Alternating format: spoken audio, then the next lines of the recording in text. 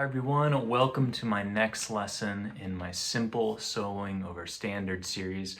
We're taking a look at the tune Summertime. If you're just joining us, please check out the link in the description below to follow along in the PDF as I cover the basic examples and a playlist link to the rest of the lessons in this series, as I'll continue to add to it as well. So in this lesson, we're going to be taking a look at part 1 on the PDF. This is approach notes, and we divided this section in half. So in the last lesson, we covered the A minor and D minor triad and the approach notes to that. In this lesson, we're going to cover the A7 and E7, or the A and E triad. I'm going to start with the E to explain, because that chord is more predominant throughout this tune than the A7.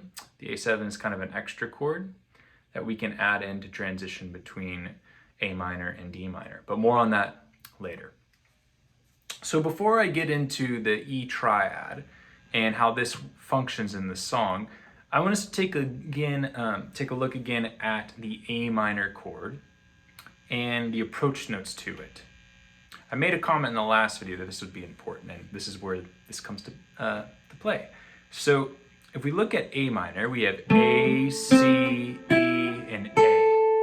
The approach notes would be G sharp to A, B to C, E flat to E, G sharp to A. So if we take a look at that first one, we have a G sharp, and a B, and then an E flat. So let's take a look at G sharp and just the B. Those two notes are related to A by the 5 chord, which is the E.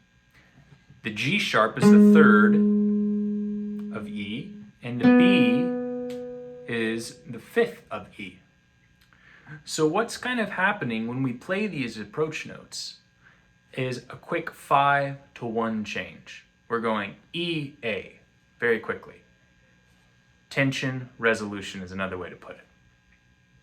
So with that in mind, when we put in the E triad, that's essentially what we're doing now. So let's take a look at the E triad. We have E, G sharp, B, and E. It's just a longer, more delayed version of that tension and then into the resolution. So we've got the 7th fret here, E on the 5th string, the G sharp on the 6th fret, 4th string. We have B on the 4th fret, 3rd string, and then E on the 5th fret, 2nd string, and G sharp on the 4th fret, 1st string. 1, 3, 5, 1, 3. And we can hear how those just fall right into the A minor chord.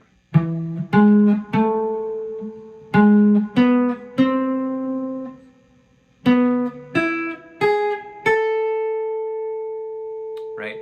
And the E is shared between the two chords. So if we want to do an approach note with that, while we could go below the E and the G sharp and the B and do something like this, into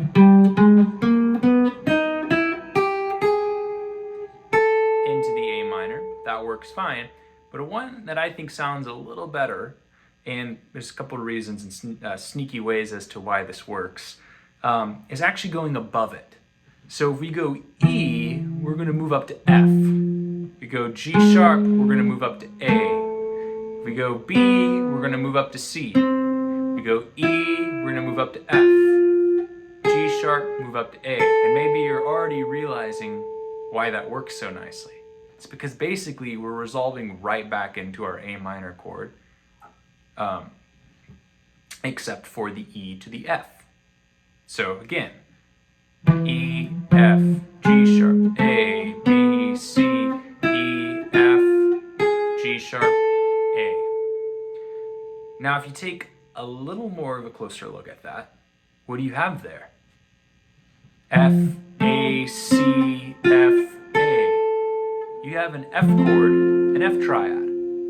So essentially what we're doing is playing E up to an F, and then back to an A minor.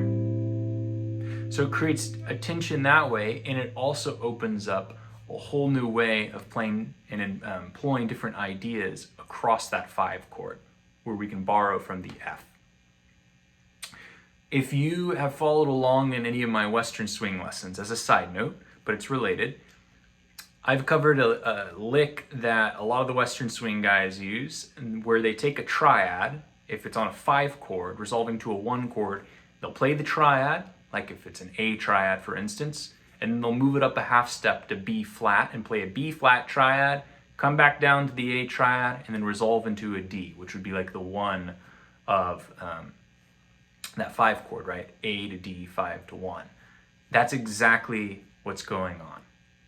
So they're just taking that 5 chord, doing the approach note above it, and then coming right back down. We're doing the same thing here. So, like I said in the last lesson, how do you kind of start practicing this? Well, you get comfortable and familiar with where all those notes are out of time. So just play some E7 stuff, just maybe play an E, or just a normal E triad, and just practice moving around.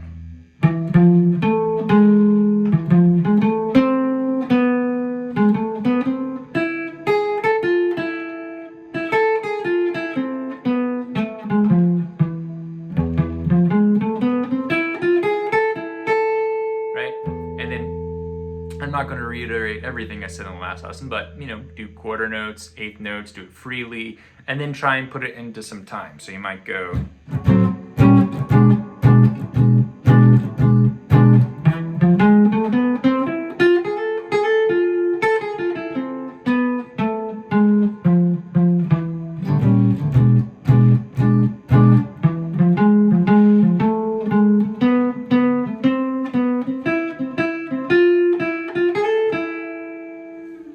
And so on and so forth with just practicing it like that.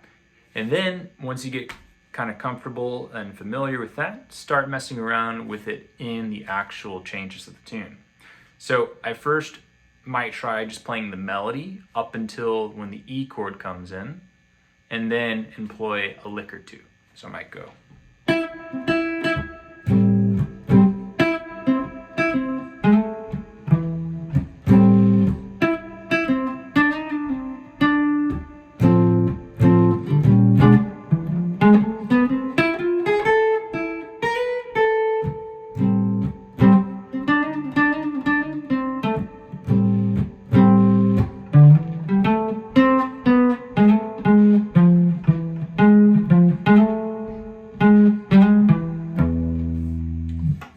So something like that, where I'm trying to merge the melody and then fill it out with the E chord improvisation.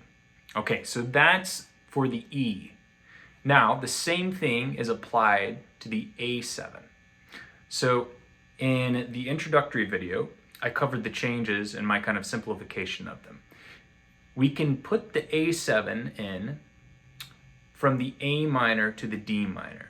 So just think about it, right? Your D minor is becoming kind of your new tonal center, right? What's the 5 of D? A. So to resolve into the D minor, we want an A7 chord to pull us, right? So if we're playing A7 to D minor, we have that really nice strong resolution, okay? So if we're playing an A triad here, we're gonna do the same process we did with E.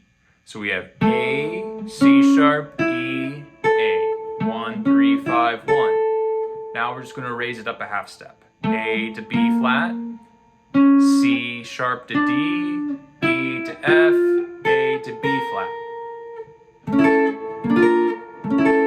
Which resolves right into D minor.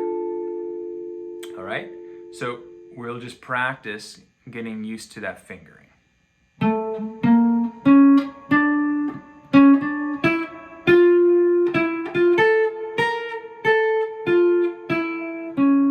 Resolving to the D minor.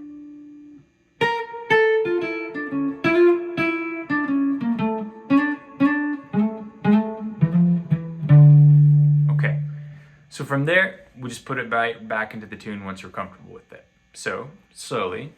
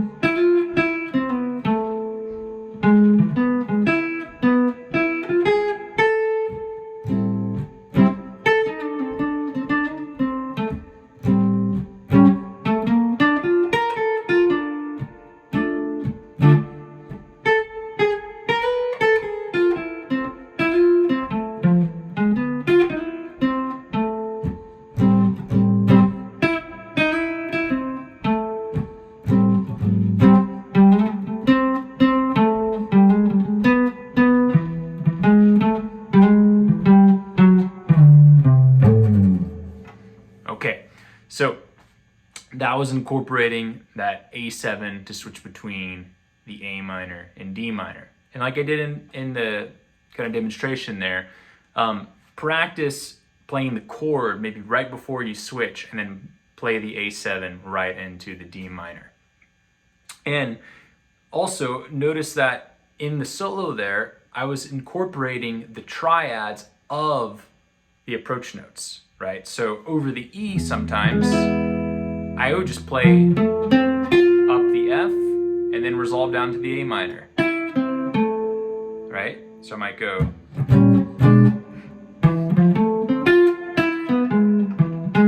That was me going up the F, down the E, right? I could go opposite way.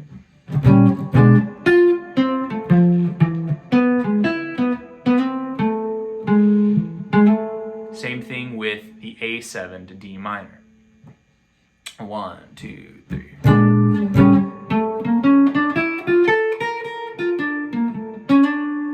Right? Take how long you want.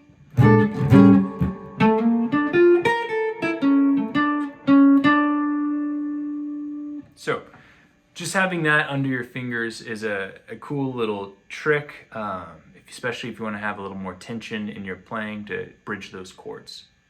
So incorporate that now into what we did with the last lesson. And in the next one, we'll start talking about arpeggio embellishments and how we can then mix that with the approach notes, the extended triads that we were just working on, and then our blues. I'll see you soon.